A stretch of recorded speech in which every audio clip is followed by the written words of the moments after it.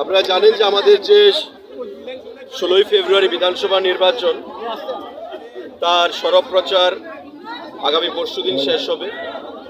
তো আজকে প্রতিটি দলই বিভিন্ন জায়গায় সভা সমিতি করছে, আমরাও করছি।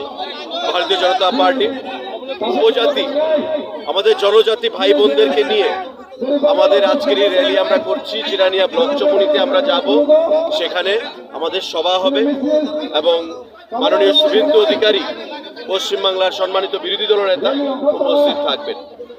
তো অনেকেই বলেন যে বিজেপির সঙ্গে উপজাতিরা নেই, জনজাতিরা নেই।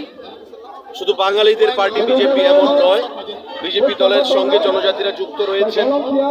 আজকের এই র্যালি এটাই প্রমাণ করে। এবং আমরা বাইরের বিধানসভা থেকে লোক আনিনি, এখানে যারাই আছেন 10 মজলিশপুর বিধানসভা কেন্দ্রের বিভিন্ন ভিলেজ কমিটিগুলো থেকে এসেছেন। বাঙালি উপজাতি অর্থাৎ পাহাড়ি বাঙালি সবাইকে নিয়েই আমাদের এক ত্রিপুরা শ্রেষ্ঠ ত্রিপুরা করতে হবে। রাজ্য ভাগ এটা কোনো দাবি নয়, এই দাবি নিয়ে রাজ্যের উন্নয়ন সম্ভব হবে না।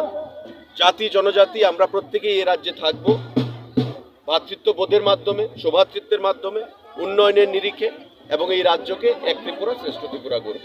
তো আজকেই মজলিশপুর বিধানসভার যে জনজাতি ভাইয়েরা বোনেরা এখানে আছেন, তাদেরকে নিয়ে আমরা আজকের এই র্যালিতে অংশগ্রহণ করলাম এবং সবাইকে, জনজাতি সমাজকে আমরা আহ্বান জানাবো যে একমাত্র উন্নয়নের চাবিকাঠি হচ্ছে ভারতীয় জনতা পার্টি।